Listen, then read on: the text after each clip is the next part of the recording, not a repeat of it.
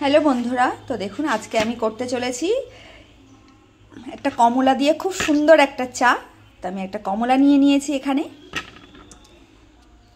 কমলাটা আমি ঠিক এইভাবে উপর থেকে মানে নিচেটা একটু বড় রাখবো আর উপরটা একটু ছোট রাখবো, এইভাবে গোল করে কেটে নেব।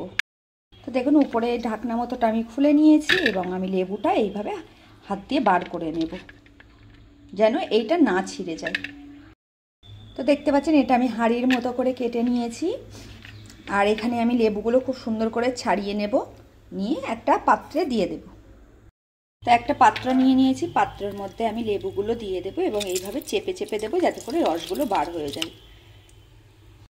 তো দেখুন আমি এইভাবে ভালো করে হাত দিয়ে কষতে নিয়েছি। এবারে এখানে আমি দিয়ে দেব 1 কাপ মতো পানি।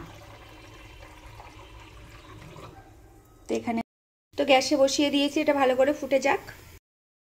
আর এখানে আমি দেখতে পাচ্ছি এটা নিয়ে নিয়েছি একটা, এই যে বাকি লেবুর খোসাটা এটা নিয়ে নিয়েছি এবং ছুরি দিয়ে দিয়ে ছোট্ট ছোট্ট ছিদ্র করে দেব, ছোট্ট ছোট্ট ছিদ্র।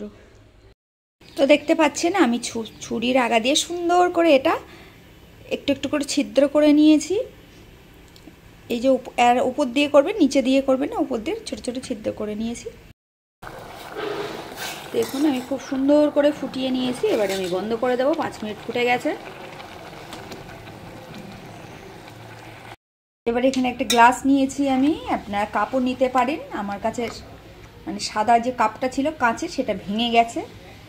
তো আমি এখানে দিয়ে দেব, মানে এই চামচে 2 চামচ মধু দিয়ে দেব। আপনারা চিনি দিতে পারেন, আমি চিনি দেব না, আমি দিয়ে দিলাম মধু।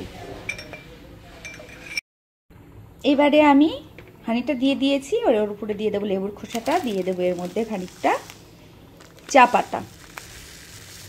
তো এখানে আমি চামচের 1/2 চামচ মতো চা দিয়ে দিয়েছি এই লেবুর খোসাটার মধ্যে। দেখতে পাচ্ছেন মগের মধ্যে নিয়ে নিয়েছি লেবুর যে জুসটা, সেটা ছেঁকে।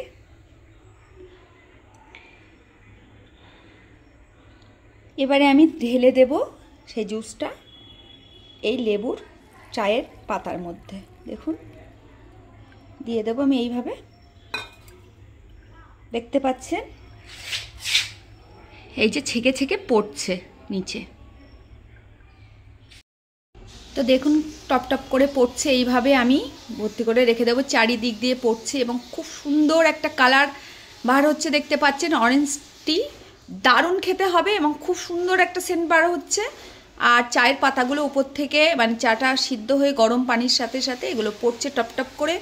তা আপনারা এই ধরনের বাড়িতে করে খেয়ে দেখবেন এবং সবাইকে দেবেন, দারুণ হবে খেতে। অরেঞ্জ টিটা হয়ে গেছে, কি দারুণ হয়েছে, একদম দেখে বুঝতে পারছেন গরম। আমার কাছে মানে কাঁচের কাপ নেই বলে আমি আপনাদের গ্লাসে করে দেখাচ্ছি। এই দেখুন কি সুন্দর। আর আর মধু দিয়ে দিয়েছি, আপনার চিনি দিতে পারেন। দারুণ সেন্ট যেমন বার হচ্ছে, খেতেও তেমন চায়ের একটা স্মেল আছে। তো এটা বাড়িতে বানিয়ে খেয়ে দেখবেন। এখন শীতের সময় প্রচুর লেবু বাড়িতে মানে অরেঞ্জ পাওয়া যাবে। তো আমার এই রেসিপিটা ভালো লাগলে পাশে থাকবেন, বেশি বেশি সাবস্ক্রাইব করে আর কমেন্ট করে।